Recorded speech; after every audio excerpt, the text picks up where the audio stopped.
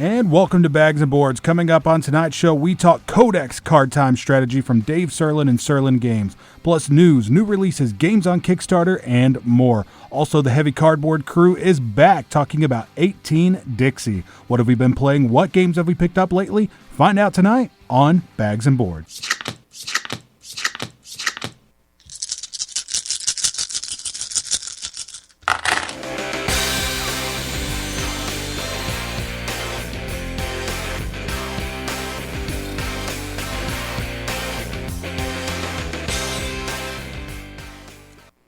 All right, and welcome to the show, everybody. I'm Lance McFarland here with D. Clark. D, how's everything going? Doing well, Lance. How are you today? Doing pretty good. This is a second take, so... yes, sir. Take two. Yeah, so Bags and Boards is a weekly board game review and discussion show here on KXTR 100.7 The Planet, covering everything in today's designer board game world. If you're joining us for the first time, welcome. I hope everybody enjoys. If you're driving through Stephenville, listen in. If you never even heard of hobby board games, listen. You might find something that's kind of interesting. If you've heard about Magic the Gathering, today on the show, we're talking about something kind of similar to Magic the Gathering. Sure. So listen in, see what you think. We're on Twitter at bagsandboardstx, at facebook.com/bagsandboards, and at bagsandboardstx@gmail.com. You can find all of this info on our SoundCloud page at soundcloud.com/bagsandboards, plus all of our past reviews and interviews, and our RSS feed address, which allows you to add our show to your podcast catcher like Stitcher, Podcast Addict, and many, many more podcast catchers out there. So, also over at our SoundCloud page, if you're listening to this live on 100.7, on our SoundCloud page, every Thursday morning, our show goes up there. That's correct. So if you're just hearing part of it and want to catch the full thing, tune into our SoundCloud page at soundcloud.com/bagsandboards. So, D, what has been going on lately, my friend? Not a whole lot, man. Just working the grind, Going to work, playing some games when I can. Did a little bit of wrestling, caught up on New Japan Pro Wrestling, which I'm just now getting into. Don't want to get too much into that, but... you did some wrestling yourself? No. Oh, yeah, okay. No, let's not get crazy. Yeah, so we both got a chance to watch New Japan Pro Wrestling's annual event called Wrestle Kingdom. Yes. Which is kind of like their WrestleMania. And it's a different beast, but it's so good. It was really good. The matches, the whole card was just stacked with great matches. Best wrestlers over there in New Japan Pro Wrestling. But people from all over the world in New Japan also. I mean, Mr. Canada, Kenny Omega, took on Okada in the main event, and one of the best matches I've ever seen, D. It was a really good match. Stellar. And then some other great stuff as well. Let's get out of wrestling, get into board games, yes. D. I'm excited. It's been a crazy couple of weeks for me, but we're back in. I've played more games in the last week than I played the last couple of weeks, so awesome. That's been fun. So let's get into some news and some discussion, D. And tonight, like I said, the Heavy Cardboard crew is back talking about 18 Dixie. We've got our first XX game, just 18XX game. They're sitting there on the shelf waiting to be played. Hasn't been played, but these guys have played plenty of 18XX games. Oh, yeah, they know what they're talking about. And they're going to talk about another one here tonight. 18 Dixie coming up on Heavy Cardboard right after the news and discussion. WizKids is going to be releasing their newest Dungeons and Dragons board game. It's called Assault of the Giants. It's coming out in February. Players play giants attacking settlements to score points and gain resources. 2 versions with either painted or unpainted miniatures. Some miniatures as big as 5 inches tall. Some big miniatures coming in this game. Pretty good sized mini right there, 5 inches tall. Yeah, it's not bad, right? Yeah. WizKids took over the production of the D&D board games last year or the year before with Temple of Elemental Evil. And this is just another game, I think, in that line of games like The Legends of Drizzt and Castle Ravenloft, that series of games. So have you ever played any of those D&D games? I have not played the miniatures games. I have played the Lords of Waterdeep game. Gotcha, which is a solid worker placement type game. Yeah, that's set in the D&D universe. Yes, it is. There's a couple of there's that, and then there's the game that came out from Gale Force 9 that's set in the Underdark where you all are playing Dark Elf families. Yes. And then there's this line that now I guess is going to have 5 games where it's all miniatures based games campaign games, right? Yes. And then there's some off the wall stuff like the card game that you're supposed to play if you were playing a game of D&D and you were in a saloon or something, if you're in a pub or something. Right.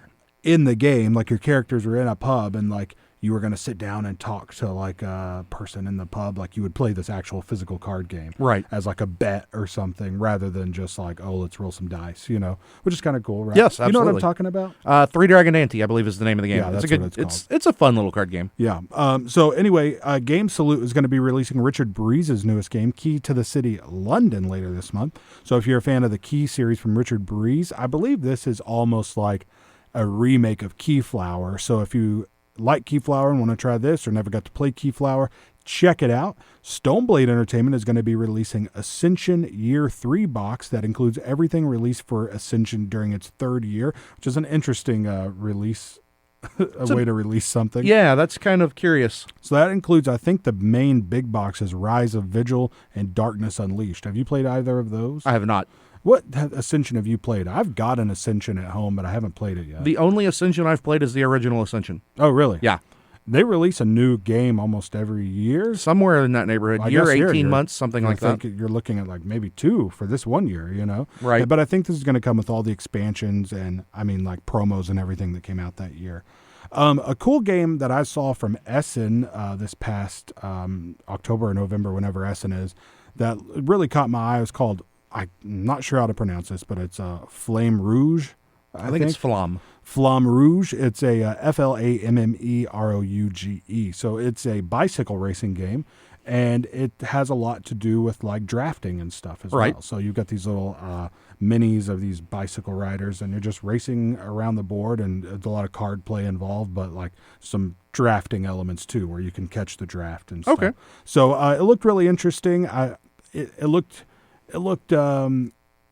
I don't know. It kind of reminded me of there's another famous German bicycle racing game. Have you ever heard of it? I have not. You've lost me, sir. Okay, well there is. I promise you, D. But I can't remember what it's called clearly. But it reminded me of that, and I always wanted to play that. But it's kind of like a game that you're not going to just find in a store, you know? What I Right. mean? So Flamme Rouge is coming out later this month from Brain Games. Brain Games is pretty cool. They released Ice Cool or at the end of last year, which is a really, really interesting game. So they're doing some different kind of stuff. Themes and Cosmos is going to be releasing a slew of games, including the first 3 Exit games from Inca and Marcus Brand. They're called Exit, the Abandoned Cabin, Exit, the Pharaoh's Tomb, and Exit, the Secret Lab. So, Dee, what do you think about these games? I mean, you've got escape rooms, like real escape rooms, which Right. are kind of expensive to go to, $50, $60 a person. I've looked into going to them. I really want to try one, but I mean, they're expensive. So you've got board games trying to recreate the feel of an escape room. I'm curious. Like, I haven't played any of these games. Yeah, me neither. I'm curious as to how well they are able to capture that feeling of solving puzzles and actually making progress towards getting out of the room. Because most of the escape rooms, you're shut in and you have to solve a series of puzzles. And like puzzle A gives you clues on how to solve puzzle B, Yeah. which gives you clues on how to solve puzzle C, so on and so forth, until you finally solve the one that gives you the key to get out of the room. Mm-hmm. I can see how that could be translated into a board game, but I could also see how that could be done terribly.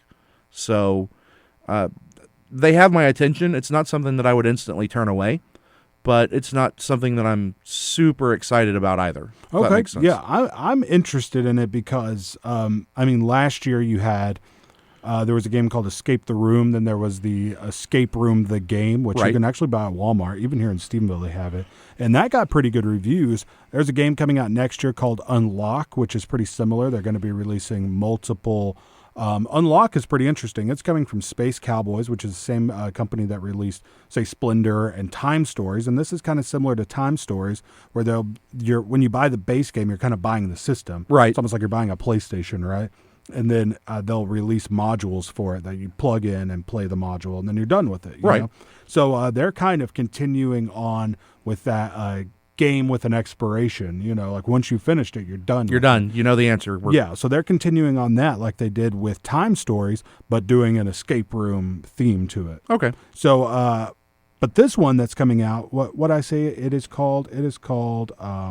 They're called Exit. Yeah. So there's 3 coming out this year, and they're from Inca and Marcus Brand, who is a pretty well-known design team that Yes. designs a lot of really interesting Euro games. So really interested to see that. Last bit of news, Vital Lacerda's first game, I believe it was his first game, CO2, will be re-released by GeoChixit or geochix.it in 2017, and Stronghold Games has hinted at the possibility of reprinting it in the U.S. Updated rulebook, components, a solo variant, a cooperative variant, things like that, all added to the game of shorter play time. Okay. So I like Vital Lacerda quite a bit. Yes, you do. I've never got to play Vinos, but I mean, you've got the Gallerist, you've got Kanban is a fantastic game. So his first game, I'd be interested to try it. I mean, people that like Vital Lacerda, his first game is just as big on their list as any of his other games. Sure. So D, we're going to take a quick break, but before we do, I wanted to let everybody know that Bags and Boards is brought to you by Game and Movie Traders. Buy, sell, and trade both new and used video games for any console, DVDs and Blu-rays, and comic books. They also feature a selection of board and card games, including Magic the Gathering and other collectible card games. They're located at 2900 West Washington Street, Suite 60, right next to the movie theater here in Stephenville, and can be reached by calling 965-GAME or online at facebook.com/Game and Movie Traders Sville. So we're going to take a quick break. When we come back, the Heavy Cardboard crew talking about 18 Dixie.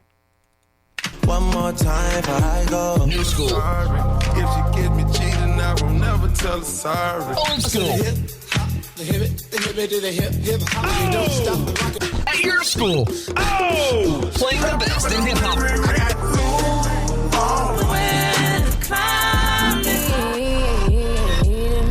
Here on 100.7 KXTR The Planet. Did you just look down at your phone? You did it again, didn't you? You know, you're flying down the road in a 3-ton hunk of steel, and a text takes your eyes off the road for an average of 5 seconds. At 55 miles per hour, that's long enough to travel the length of a football field and cause some serious damage. Turn it off. Trust me, whatever it is, you'll live. Learn more at stoptextsstopwrecks.org. Brought to you by the Ad Council and the National Highway Traffic Safety Administration.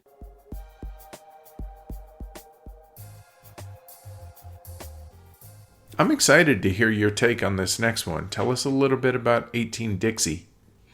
All right, 18 Dixie was designed by Mark Derrick and published by Deep Thought. It plays 3 to 6 players. It's about an hour per player, but I've heard that you don't want to play 6. It plays 3 to 5. In the game, 18 Dixie is set in the southeast region of the United States. It begins right after the Civil War. So therefore, like Atlanta starts out worth very little, but by the end of the game, it's the most profitable city on the map. And, you know, it's your normal 18XX game, but with subtle variations. And the first variation is how the companies or privates work. The round of play area of the map is quite different than you may be used to. For the first 6 operating rounds, various things happen between each one. The game begins with the auction of the privates, and they're numbered 1 through 7. Then you have 2 operating rounds, and then the remaining 2 trains go into the open market.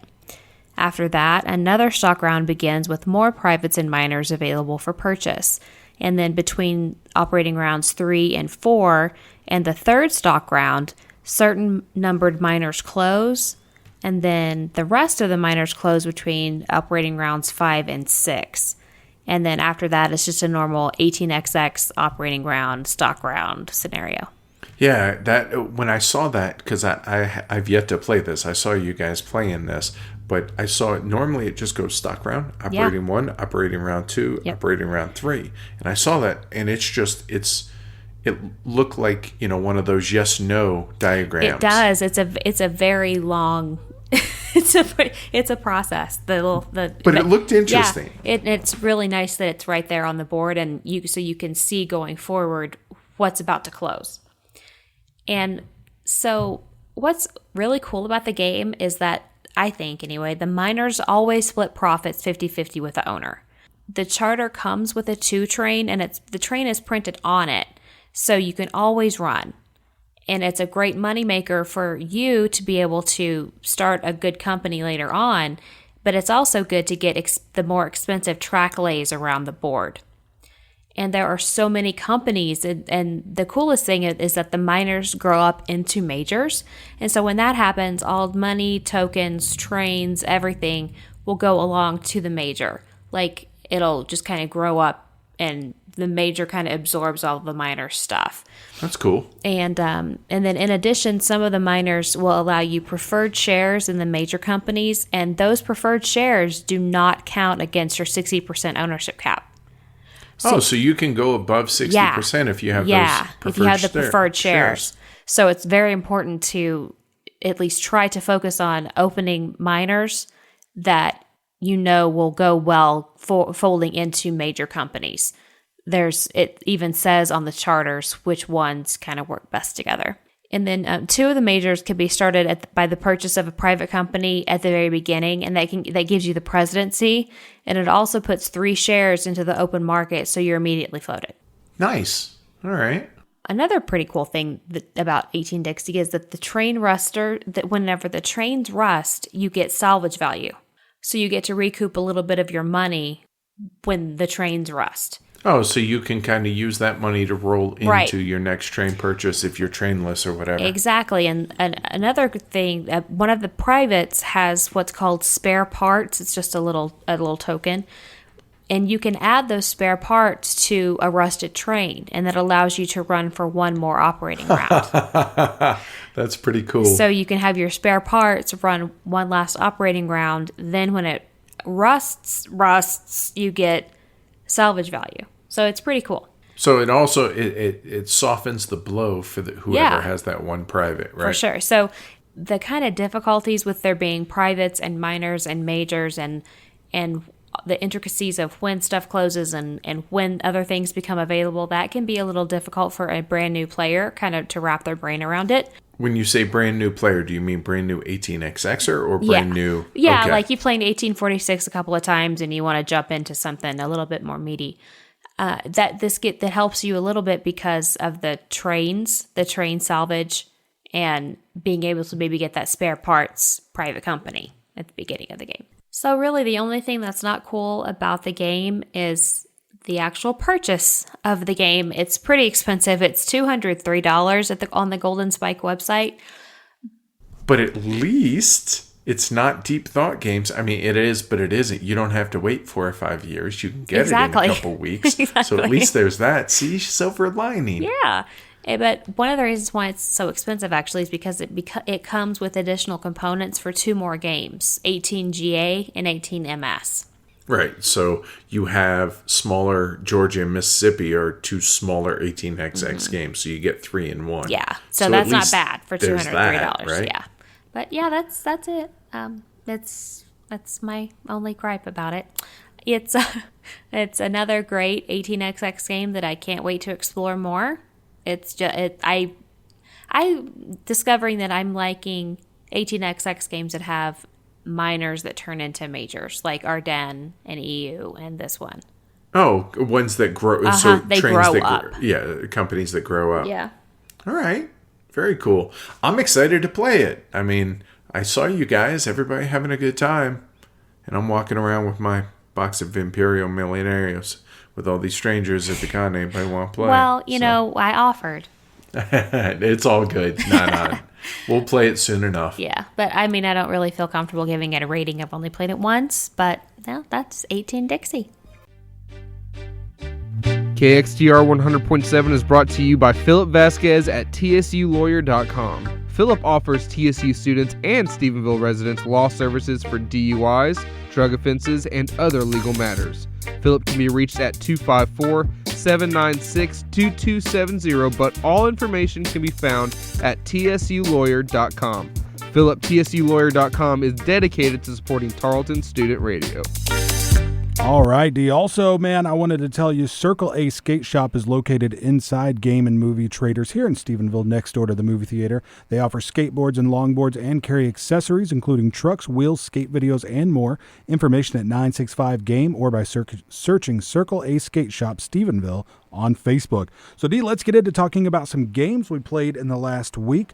You go first. Have you played any, besides Codex, have you played any games in the last week? Got a little bit of retro gaming in, played a little Hero Quest, did some Catan, a little bit of deck building. My first time to play through all 3 of the Lord of the Rings deck building games by Cryptozoic. Okay.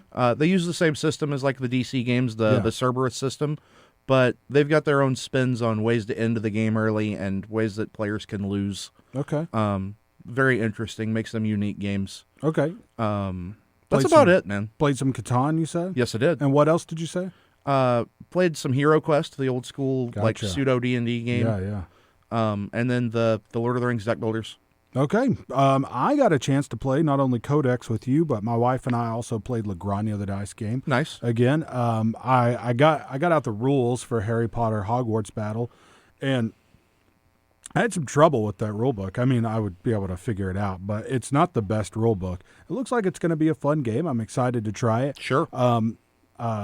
A friend of ours, Steven, said that he's played it with his he has. family. He's played almost all of it, and that he's going to teach it to us. So I'm really excited for that one. Yeah, that's what we're talking about next week. I hope we'll be able to. He said that, the first game takes 30 minutes, and then you go up from there. So we're going to start with game 3 at, say, probably like 45 minutes, and then 4, 5, 6, 7. So, I mean, I bet between a couple of different play sessions with 2 or 3 hours each, I bet we can get all 7 games in. Probably so. Or all 5 games in that we're going to play, because we're going to start at game 3 like is suggested. Also got a couple plays of Splendor in. My wife and I over the last couple of nights have busted out Splendor. Nice. I just told my wife, I wanted to play a game, and I let her choose, and she likes Splendor quite a bit, and so do I, but it's definitely one of her favorites. And the first night she just destroyed me, and then last night I got her back. So tonight we're going to have the rubber match and see who comes out victorious. Sounds good, man. So that's all the games I've been playing. The only game I picked up in the last week was The Networks from Gilhova Informal Ferret Games. I punched everything last night, got out all the cards. This game looks fantastic. It's a Euro game with Euro stuff going on, but the theme of it is you all run a TV network, and you're having to hire stars, book TV shows, and get ads for those shows, right? Right. So you're trying to build up your revenue to be able to hire more stars and bring more TV shows on to build up your revenue. You have to ditch the shows at the right time. Some of them, if you think they're rolling good enough, you can send into syndication to be able to bring you a little bit of money. Some you just cancel outright. But if you're not at the peak of it, right, you want to be at the peak right before it starts coming down, right before the viewership starts coming down. Sure. Because if you're not, then your opponents can get that and siphon a little bit off of the end of it. And you don't want that to happen. No, you never want that to happen. So you really got to work to get rid of shows at the right time. That's kind of the main crux of the game, is bringing things on, making money to be able to hire stars to put into TV shows. And the stars are like, it's interesting, like New Year's Eve host, or like that kid from the commercials, or like guy who dies and everything, you know, things like that. And a lot of the TV shows are definitely on the nose. Like one was The Baccalaureate, and the picture on it is a graduate holding a flower. So little funny jokes like that. But it looks like a lot of fun. I'm excited to play it. Gilhova. I've played Bad Medicine, but that's a party game. So his first game was Merchants, Battle Merchants.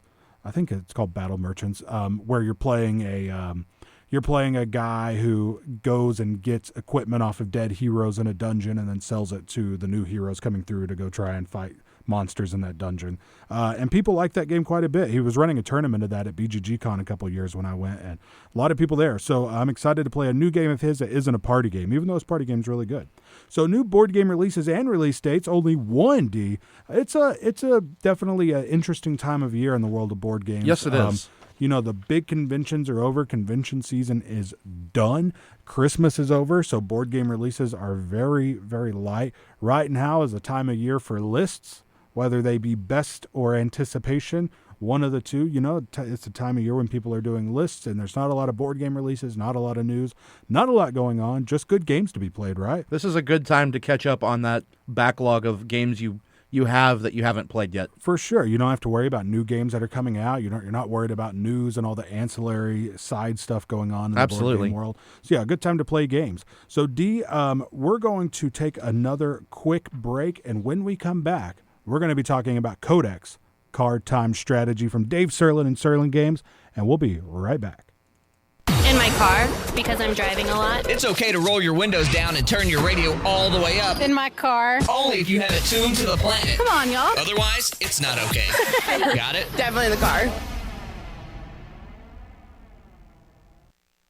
Is that a faucet running? That's not a faucet. That's a river rushing through the forest. Forest rivers provide over 100 million people with clean water to drink. What? I can't hear you because of the vacuum. That's not a vacuum. That's the trees in the forest cleaning up the air we breathe. I didn't know the trees were so amazing. Yep, and the forest gives us shade, trees to climb. That's awesome. Let's go explore some more. Visit the forest today and enjoy all it does, just for you. To learn more about the forest and find one near you, go to discovertheforest.org. Brought to you by the U.S. Forest Service and the Ad Council. KXTR 100.7 The Planet is proudly supported by Golden China Restaurant in the Bosque River Center. Located next to the movie theater, Golden China offers lunch, dinner, and takeout all day with a buffet option during lunch. A full menu can be found by searching Golden China on Facebook. Otherwise, they can be reached at 254-968-5522. Golden China Restaurant, offering an international alternative to Stephenville for over 30 years. All right, everybody, welcome back to the show. This is Bags and Boards here on KXTR 100.7 The Planet, covering everything in today's I messed it up. Covering everything in today's designer board game world. Game and Movie Traders supports Bags and Boards. They're located at 2900 West Washington Street, right next door to the movie theater. They carry a selection of board and card games, including Magic the Gathering, Pokemon, Yu-Gi-Oh, and more. They also host groups and tournaments for all of these games, plus Dungeons & Dragons, Warhammer, and more. More information, they can be reached at 965game or at facebook.com/Game and Movie Traders Sville. So, D, let's get into the review. We got a lot to talk about. Card Time Strategy. So, Codex Card Time Strategy is designed by Dave Sirlin and published by Sirlin Games. I found out, D, that Codex Card Time Strategy is about 4 years old, and I had no idea. This game was kickstarted last year, I believe, or maybe even the year before, but delivered last year, towards the end of last year. But I read something interesting about it, and I thought, it seems like this game has been around for a while. So I went and looked on the forums, and there were forum posts for this on BGG as long as 4 years ago. It's crazy. So what I think happened is I started talking about it 4 years ago, and then I think at some point he released, from what I could glean, I think he might have released the. So in the game, there's a bunch of different colored decks, but there's two neutral decks. One's called Finesse and one's called something else.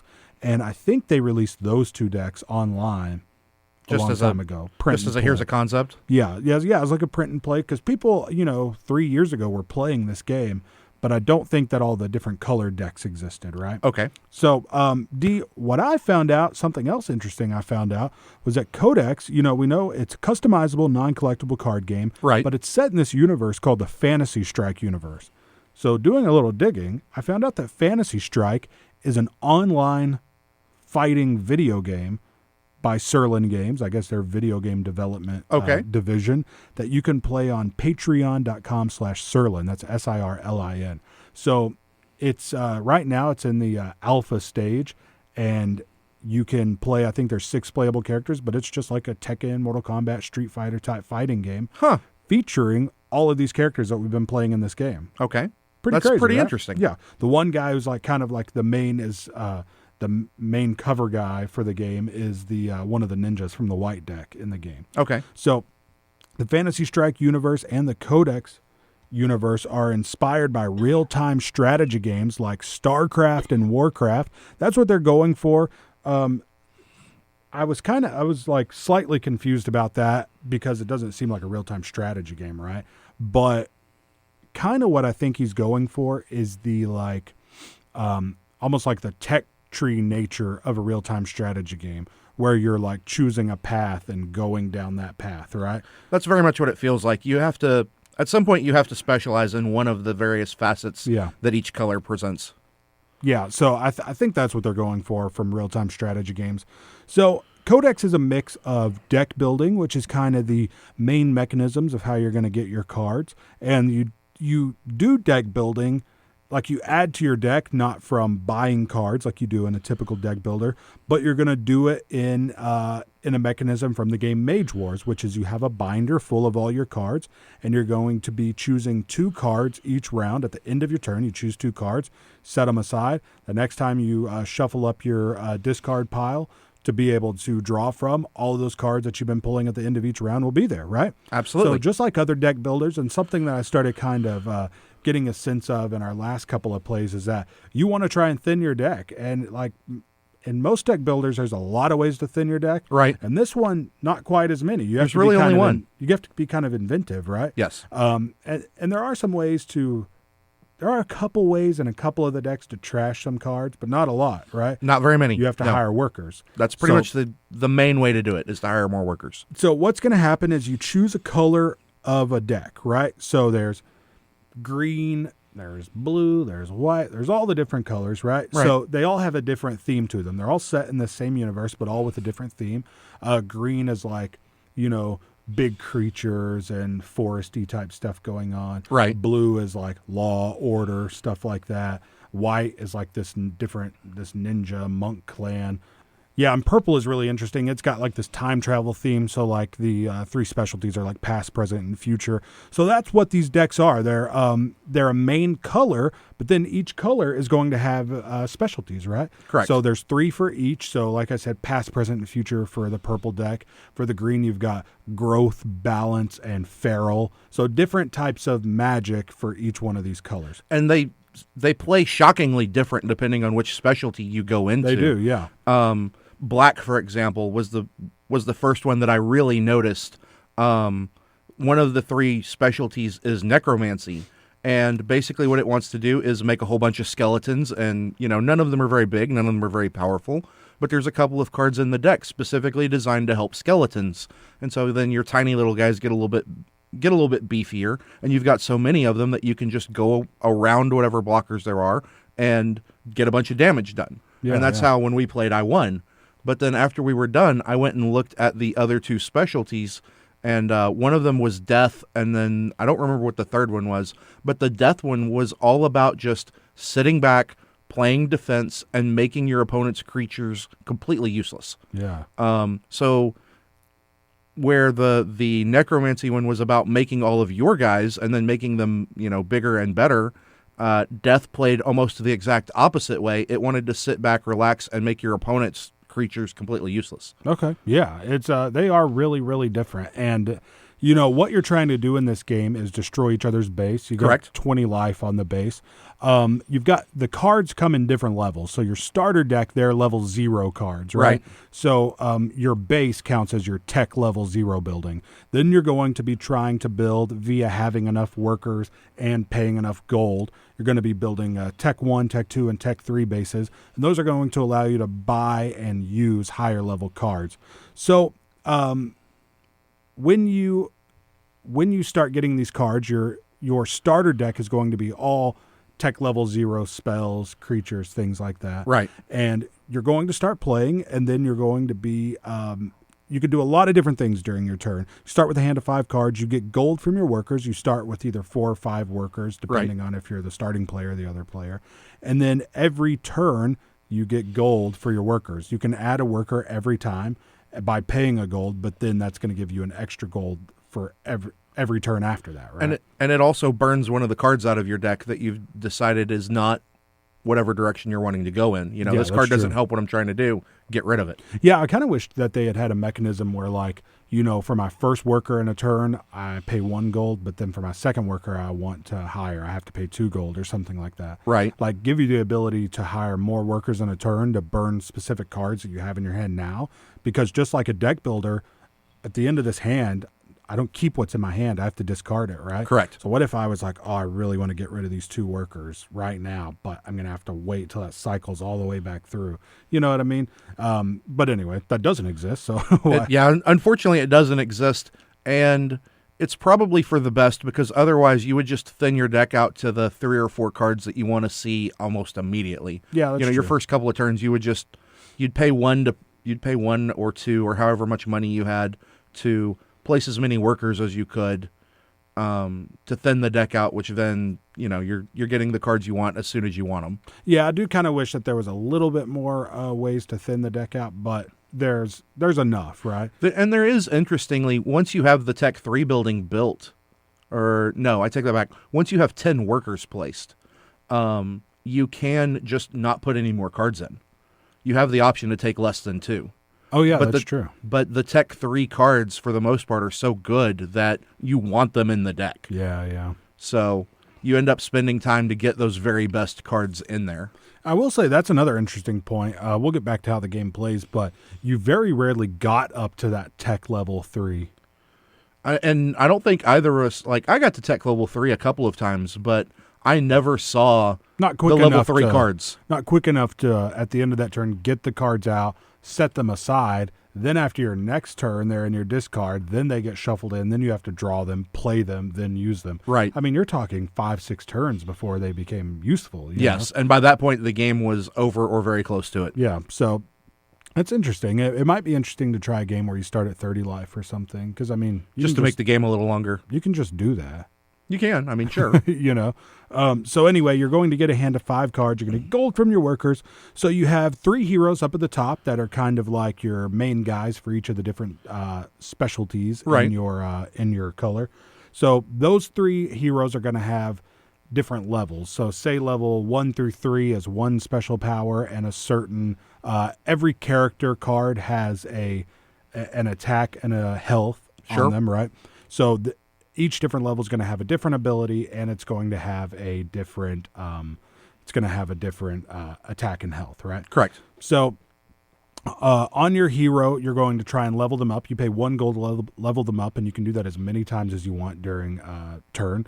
And with that, you're going to not be able to just jump up to the last level right off the bat, because say level 1 through 3 is on that first band with the first power and health and attack, and then you're going to have to level them up, say 4 times to get to that second thing, right? Right. So they've got 7 levels, but they're just in 3 different sections. Well, and different heroes have different numbers of levels. Yeah, that's true too. I saw one that only had 5. Yeah. And then I saw one that I think had 9 for his max level. So yeah, they vary a little bit depending on what color you're playing. Like his top thing's powerful enough that you need to spend some time and some money getting up to his main thing. So once you hire your heroes, pretty much all they are just another character, but they've got better abilities and they've got really cool useful abilities once they hit.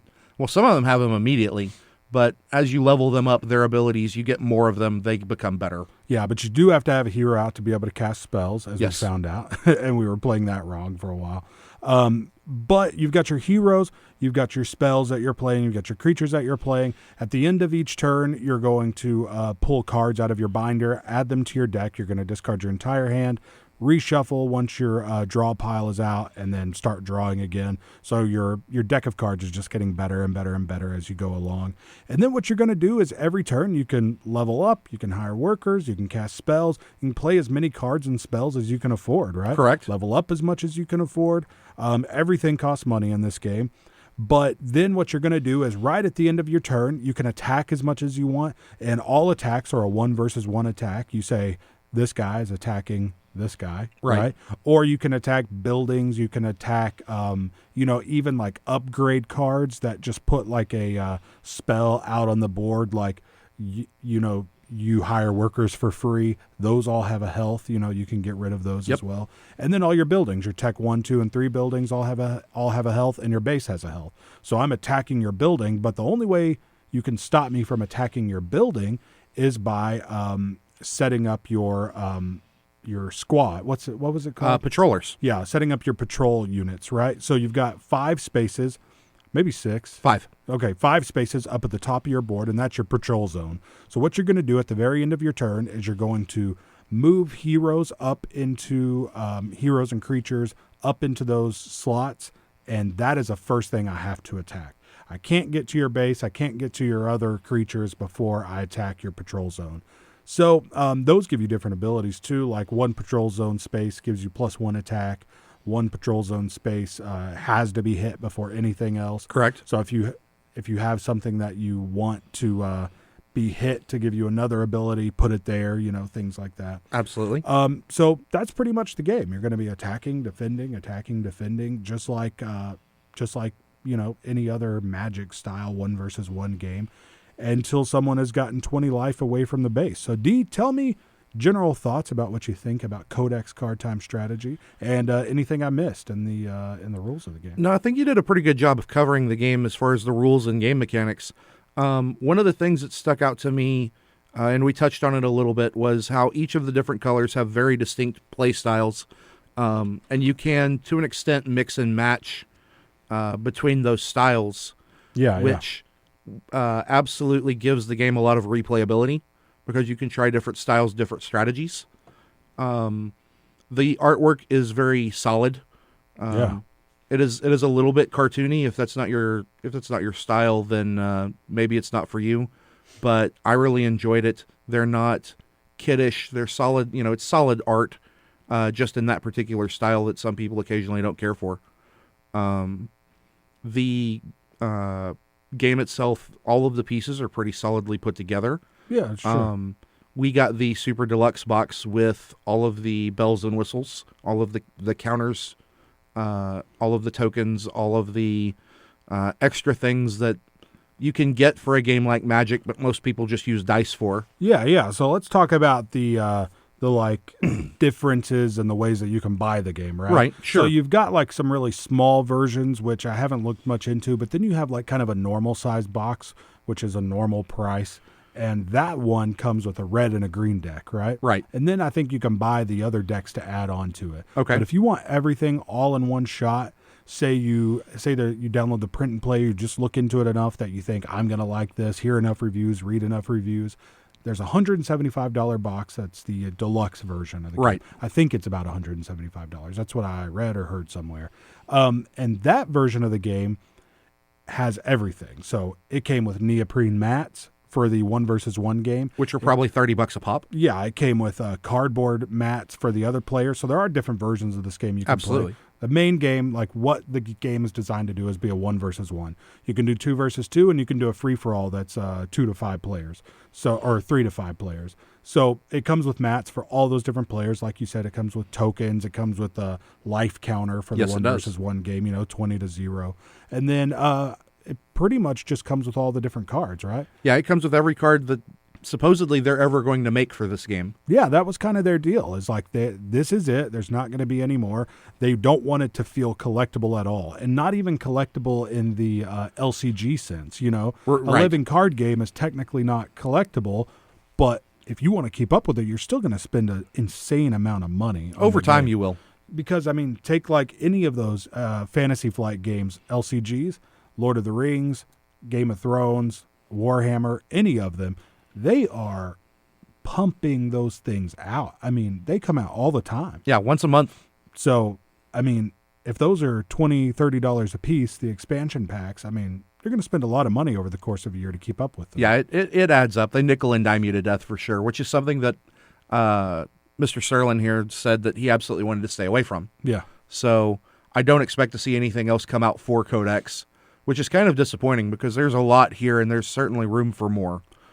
Yeah, there is room for more, but I got to say, if we really talk about the variation in the game, it's pretty staggering. It's a lot, right? Oh, yes, absolutely. Because not only do you have the 8 decks, which is just enough already, but then each time you play one of those decks, not only are you playing with a different specialization to try that out, but a different strategy with that specialization. So it seems like a game that even if you just had this game and you played it a lot, it doesn't seem like it would get tired very quick. No, it seems like it would take quite a while before you're like, okay, I know what to do with each of these. This is the optimal path.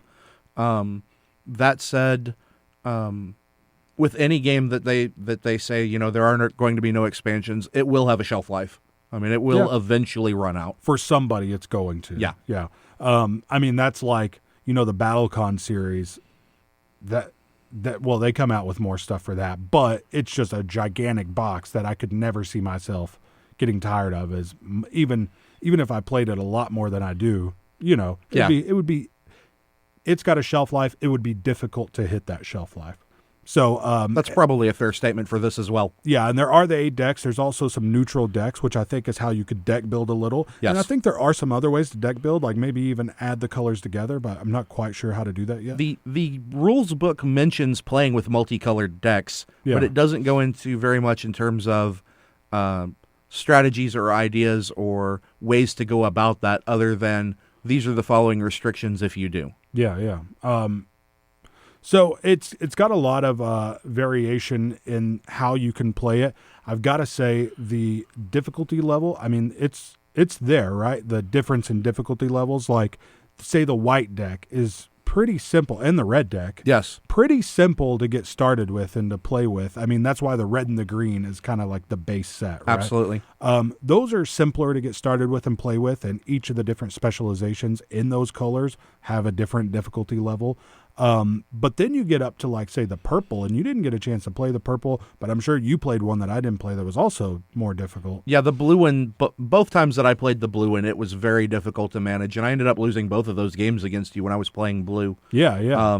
The first one I chalked up to learning curve. I didn't really, fully grasp what I was doing at that point in time. Yeah. Really wanted to come back and give it another crack, and even though that was at that point my 4th or 5th playthrough and I solidly understood the rules, still ended up losing the game. Yeah, for sure. And it's hard to, just like with any game, the first game you play, halfway through you go, oh, wish I would have done this, and this. Right. Because you just have, everything's arbitrary, right? Yep. So, but there are some different difficulties in the decks. I got to say, the purple deck with the time travel thing, you're doing, that's the cool thing here, is that everything is so different that, I mean, like, you have these rune tokens, right? Right. And those are used for a different purpose for every single deck. And almost every deck needs, in theory, could need them. Let me word it that way.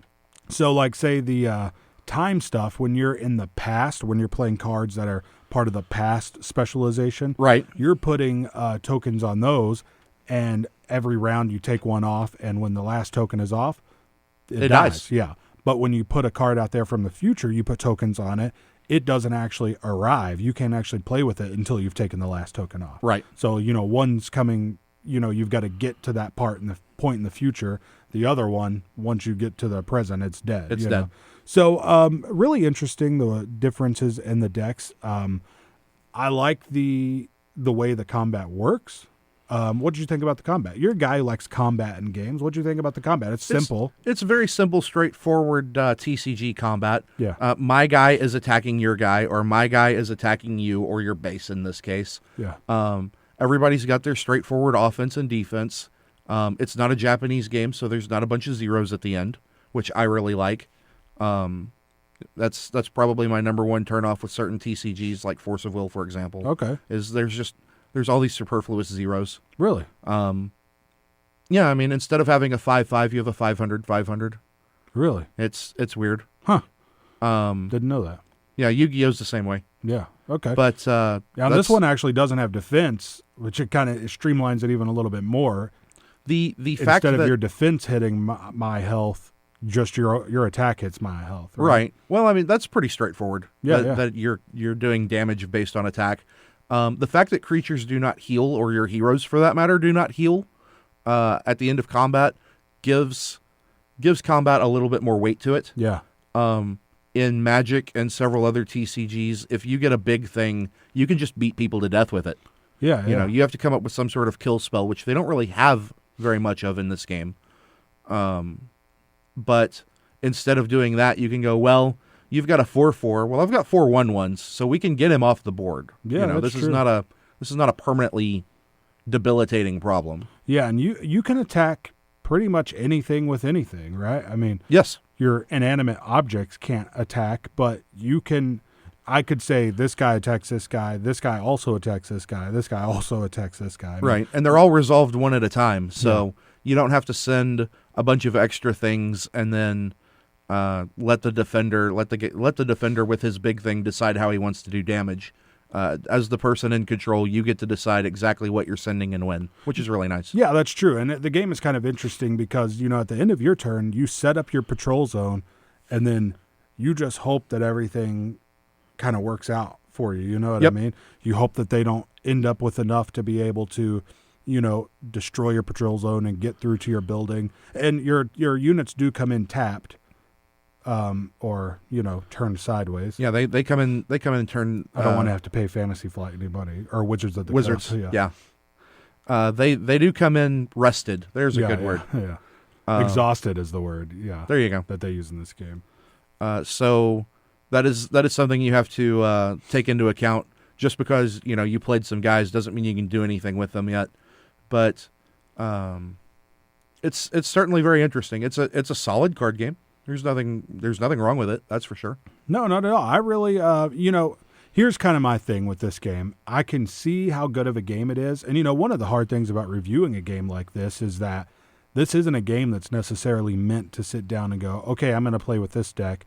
And then that's when you start looking at the cards. Right. This is a game that's meant to sit down and say,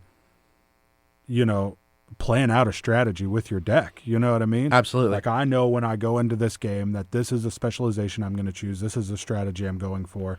Hopefully the cards will come up like I need them to, just like in other TCGs.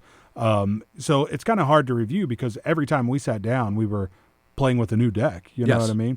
The only thing really any of us got was you playing the blue deck twice. And really then, even with the multiple specializations, it wasn't the same. No, it wasn't. So it is kind of hard to review. I would like to, if we get some more plays of this in, even say over the next 6 months, touch on it again. Just come back and review it sometime, like say in the fall. Yeah. So, but with the game like this, for me, it's like I can tell it's a good game, and I would like to play it more. But just like with all games like this, I mean, you know this about me. You're a Care Bear. I find it hard. I don't know. It's a weird thing I get where like I feel this tension that's not even really there. You know what I mean? Right. Because like everybody's so used to playing these games, and I mean I am too, to a degree. I played a lot of Magic, even Dice Masters. You know what I mean? But the like attacking in games and like, oh, this card says that like your hero has to go back to its home base. Like that makes me feel bad to do that. Like you worked so hard to like get your hero out there and level him up, and like I feel like I'm ruining your stuff, and that's what's happening. Well, you are, but that's the point. You have to become like a heartless, like player of that game, not a heartless person, but like, that you're in this game and like your like leaders and heroes in this game are heartless and they don't care. You know what I mean? It's really interesting. These games are, I got to say, I know it sounds silly, but they're like really like can be tough for me to play. Like I do it, you know what I mean? Right. And it's not like it's really hurting me or anything, but it's like some moments come up in these games where I go, oh, I really don't want to do this. You know what I mean? Right. Like, I really, really don't want to do this. Like he's been building up this strategy for this whole thing, and like this is just going to ruin it, Right. I wish there were more decks in games like this and there may be, more about these games than I do, that like come at it from like I'm going to like peacefully win this game, like I don't know, how would that work? Like almost like a power drain more than like an attack, or like Magic has a handful of cards throughout its history that say if you fill following condition, you win the game. Or if your opponent doesn't do following thing, they lose the game. That's interesting. My modern deck that I built and took to the GP in Fort Worth, one of its primary win cons is built around a card that says, pay 3, do the following chain of things. If you fill this condition, you win the game. Huh, okay. And I won more than a few games up there where my opponent was at 20 or more life. I never actually did combat damage to them. I just said, no, you don't get to play with me. No, you don't get to touch my things. You can do whatever you want, but you're going to stay on your side of the board, and I'm going to stay on my side of the board. And then, look, I win. Yeah, okay. That's interesting. Yeah, and like in the end, this game, like that doesn't bother me that much. It's just like it's a type of game I can't see myself playing forever. Right. But the people who like these types of games, it's clearly for them. It's a solid game with the solid systems. I mean, adding in the deck building. First of all, adding the card picking from the binder into the deck building, and then adding the deck building to the Magic the Gathering type game, the patrol zone out there. I mean, it's all interesting. Like there's even some like Euro-y mechanisms with a little bit, yes. Getting gold, and you have to have gold to do this, and workers to get gold. I mean, you're having to like build. It's definitely like an engine building game mixed with the Magic game. You Certainly. know what I mean? So overall, I thought it was a really good game. I think if this is your type of game, it's definitely worth like really looking into to see if you want to buy this big box. The components are really nice, or at least buying that starter set to see if it's something you like. If you're a card game player at all, and I know a lot of people are, yeah, I would certainly recommend getting the red green starter, I believe it is. Yeah. Just to have it to check out. If you know that you've listened to our review, you've listened to the Dice Tower review, because this thing has gotten great reviews pretty much everywhere, including this glowing one that we're giving right now. If you know that this is your type of game and that this is something that's going to be right up your alley, go get the big box. Yeah. The 2-player box, I feel the shelf life is going to be much faster on it. For sure. You're gonna figure out what you want to do with it, and then can I do my thing before they do their thing will be the extent of it. Yeah. The added variety, the added playability of having all of the decks, all of the cards available, to me makes that big box way more worth it if this is your type of game. I realize that that's a really hefty price tag, but if this is something you're going to enjoy, you'll get a lot of miles out of it. You really will. Okay, cool. So I recommend from you. I would, yes. Awesome, me too. So even with my play style and my preferences, if you like this type of game, it'll be for you. Yeah, I would sure. on a 1 to 5 scale, I'd probably give this 3.5, maybe even a 4. I would say 4. Okay, I'm gonna quit qualifying it, but like for that type of player, definitely 3.5 or 4 for this game. So it also comes with some cool map cards that we didn't get a chance to try, and we didn't get a chance to try the other different play types. Yeah, and we didn't get. I really wanted to do a free for all. That's something we went before we come back and look at this again. This is something that we need to do. Yeah, and the map cards add like a special rule to the whole game, like workers don't cost money or something like that. Right. You just shuffle them up, choose one at random, and it's a spell for everybody essentially. Correct. So D, we're going to get to the end of the show right now, but before we do, Bags and Boards is brought to you by Game and Movie Traders, located at 2900 West Washington Street, next door to the movie theater here in Stephenville. Game and Movie Traders does buy, sell, and trade for both used and new video games. They offer new and classic video games for all systems, including PS4, Xbox One, as well as Nintendo, Sega Genesis, and all consoles in between. Information at 965game or at facebook.com/Game and Movie Traders Sville. So, D, we're going to get out of here, but before we do, wanted to talk about what we're talking about next week. I'm hoping we get Harry Potter Hogwarts Battle played before next week. We're going to do it. We can. We're going to do it. It's going to happen. And then, guys, I've got to get it back to my side of the court, D. Oh, no. The game after that, we're going to do a Euro. Okay. So I've got a ton there sitting, waiting to be played. Sure. I've got Royals. I've got the Networks. I've got the Gallerist we haven't talked about. That's very true. A lot of good Euros that we haven't talked about yet on the show. So we're going to get a Euro in. But Harry Potter Hogwarts Battle, the deck building game, talking about that next week. So if you're a Harry Potter fan, this is really the only Harry Potter game out there. The really good one, anyway. I say that. I haven't played it yet. Yeah. But we've heard good things. The only gamery Harry Potter game out there. So tune in, listen to that if you're a Harry Potter fan or if you're a board game fan. And we will see you guys next week. Have a good night, everybody. All right, bye. And for today's weather forecast, there's a 100% chance of more rock hits. Honestly, anywhere, like school. 100.7 KXTR, The Planet. Or at work. Keeping you updated in rock music. Not weather. Sorry. Let's go. Hey, America. We need to have a little talk. We've got a lot of food in this country. So how are 17 million kids in America struggling with hunger?